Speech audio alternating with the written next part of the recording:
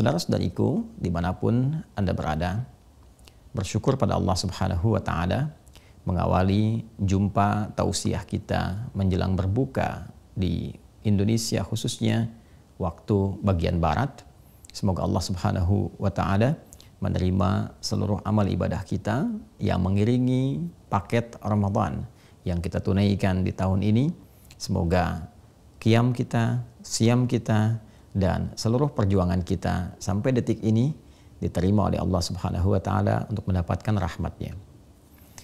Ada yang menarik di waktu menjelang berbuka dalam paket Ramadan, khususnya saat Nabi Muhammad SAW memberikan satu informasi besar yang mengandung rahasia yang sangat istimewa terkait keutamaan orang yang berpuasa, khususnya pada saat ia akan berbuka. Terdapat dalam hadis sahih riwayat Imam At-Tirmidzi nomor hadis 3598 dan disampaikan dari Nabi SAW melalui sahabat Abu Hurairah Abdurrahman bin Sakhr radhiyallahu taala anhu. Dari Nabi SAW beliau bersabda, "Thalathatun la turaddu da'watuhum." Ada 3 golongan utama yang doa mereka itu tidak tertolak, mudah bagi Allah untuk mengabulkannya. Yang pertama, as-shaimu hatta yuftira. As-shaimu, orang yang tengah berpuasa, hatta yuftira, dan puncaknya sampai ia berbuka. Yang kedua, al-imamul adil, pemimpin yang adil. Dan yang ketiga, da'watul mazlum, doa orang yang tengah terzalimi. Yarfa'uhallahu ta'ala fauqal ghamami. Allah Subhanahu wa Ta'ala akan berkenan mengangkat doa mereka itu melewati awan-awan. Tufattahu biha abwabus samai, bahkan terbuka pintu-pintu langit karena doa-doa mereka itu. Wa yaqulu, dan Allah kemudian berfirman dalam hadis qudsinya, wa izzati la ansurannaka walau ba'da hin. Demi keagunganku, kata Allah, aku akan tolong kamu, aku akan kabulkan doamu walaupun sekejap saat ini, walaupun setelah sesaat, setelah sampai aku kabulkan. 3 golongan ini yang menarik. Pertama disebutkan adalah golongan yang tengah menunaikan ibadah puasa. Golongan yang disebutkan oleh Nabi SAW tengah berjuang untuk mendekat kepada Allah. Dalam hadis yang lain, meninggalkan makannya, minumnya, syahwatnya demi meraih kedekatan, demi mendapatkan ridha dan pahala dari Allah Subhanahu wa Ta'ala. Maka orang-orang yang meninggalkan larangan-larangan Allah, bahkan meninggalkan makanan untuk sementara waktu, minumnya, syahwatnya, mencegah dari perbuatan buruk, meningkatkan amal solehnya, dan dilakukan karena Allah. Hadis riwayat Al-Bukhari dalam Kitabus Shaum, topik yang ke-30 dalam urutan Sahih Al-Bukhari, dan hadis yang ketiga dalam urutan di Kitabus Shaum ini ada hadis qudsi mengatakan, "As-siyamu li wa ana ajzi bihi." Puasa yang ditunaikan karena Allah itu, puasa ditunaikan karena aku, kata Allah. Yatruku ta'amahu wa mashrabahu wa syahwatahu, dia meninggalkan ta'amahu, makanannya, wa syarabahu, minumannya, wa syahwatahu, dan keinginan seksualnya, min ajli, ya, untukku, kata Allah. Ditujukan ikhlas karena Allah Subhanahu wa Ta'ala. As-siyamu li wa ana ajzi bihi. Dia tunaikan puasa untukku, maka aku yang memberikan pahalanya, aku yang memberikan balasannya secara langsung. Maka di antara balasan itu diapresiasi langsung melalui sabda Nabi SAW.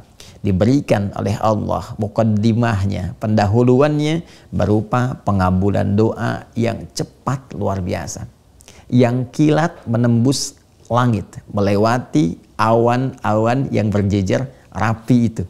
Nabi menyampaikan, thalathatun, 3 golongan, la turaddu da'watuhum, yang tidak tertolak doa mereka, cepat dijawab. Urutan pertamanya, as-shaima, orang yang puasa sesuai dengan ketentuan, sesuai dengan aturan, dia ikhlas menunaikan, dilakukan karena Allah.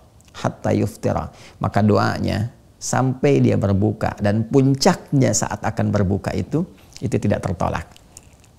Karena itu saudara, hadis ini memberikan kesan kepada kita bahwa semua waktu di Ramadan itu begitu berharga. Bahkan ada penekanan tersendiri. Sahur punya keistimewaannya, berbuka punya keistimewaannya, sampai di malam pun pertengahannya, setiap detiknya, menitnya, waktu bergantinya punya nilai di hadapan Allah Subhanahu wa taala. Dan kini waktu-waktu menjelang berbuka, saat-saat ini kita sedang berinteraksi, berbincang, ada informasi yang sangat penting yang ditekankan oleh Rasulullah SAW. Isi setiap waktu saat engkau berpuasa itu, dari mulai terbit fajar sampai dengan menjelang terbenamnya matahari itu, dekat-dekat ke waktu berbuka itu, perbanyak doa. Khususnya waktu saat akan berbuka itu. Ketika mulai tiba waktunya, azan dikumandangkan, tiba waktu maghrib, maka itu puncaknya saat doa itu sulit tertolak. Saat doa itu akan cepat dikabulkan. Mohonlah kepada Allah.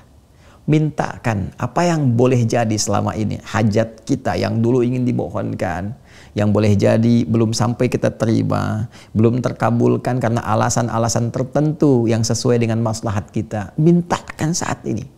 Boleh jadi ini waktunya, boleh jadi ini kesempatannya. Dengan menunaikan ibadah siam itu, kemudian kita bermohon, dan puncak saat berbuka, maka disifati di hadis lain. Di Al-Bukhari nomor hadis 1904. Di hadis Muslim nomor hadis 1151. Dan periwayatnya itu sama. Sahabat Abu Hurairah, Abdurrahman bin Sahar radhiyallahu taala anhu, seakan-akan hadis satu dengan yang lainnya saling mengonfirmasi. Bila yang pertama tadi menyampaikan 3 golongan yang doanya tidak tertolak dan puncak pertamanya orang puasa, maka dikonfirmasi di Al-Bukhari, dikonfirmasi di hadis Muslim, keadaan doa yang bermohon yang sulit tertolak ini, yang cepat dikabulkan ini adalah satu di antara 2 kebahagiaan yang diraih oleh setiap insan beriman yang menunaikan ibadah siam. Lis-shaimi farhatani. Nabi SAW menyampaikan, kata sahabat Abu Hurairah radhiyallahu taala anhu, lis-shaimi, bagi setiap orang puasa itu farhatani, ada 2 kebahagiaan. Farhatun bi fitrihi aw 'inda fitrihi aw kama qala Rasulullah SAW. Kebahagiaan pertama yaitu akan dirasakan pada saat dia berbuka. Wa farhatun yaumal qiyamati. Dan kebahagiaan kedua yaitu di hari kiamat ketika dia membawa hasil puasanya dan menerima balasan pahalanya di sisi Allah Subhanahu wa taala. Yang paling menarik adalah bagian pertama dari hadis ini. Farhatun 'inda fitrihi atau farhatun bi fitrihi. Kebahagiaan pertama dia raih saat dia berbuka itu. Mengapa orang puasa bahagia saat dia berbuka?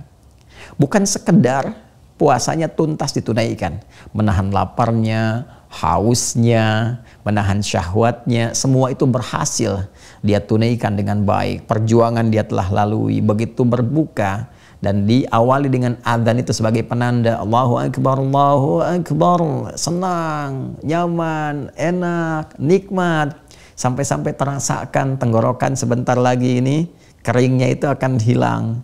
Ya, dahaganya itu akan hilang, haus itu akan sirna, sebentar lagi bisa minum, bisa makan, bisa cicipi ini dan itu, ya. Sehingga kita katakan dhahabadh dhama'u wabtallatil uruqu wa thabatal ajru insyaallah, kan? Bukan hanya itu. Tapi puncak kebahagiaannya adalah pada saat doa yang ia panjatkan itu berpotensi cepat dikabulkan oleh Allah Subhanahu wa taala. Benar, orang puasa jangankan minum, dengar adzan saja itu setengah hausnya bisa hilang, setengah laparnya bisa hilang. Karena itu dia berkata, dhahabadh dhama'u wabtallatil uruqu. Kering tenggorokan itu, rasa haus itu akan sirna sebentar lagi. Dengan mendengar adzan hilang tuh, ya.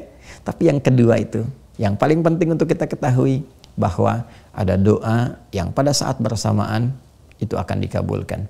Ada keinginan-keinginan kita yang sulit untuk tertolak dengan syarat yang pertama, benar kita menunaikan puasanya.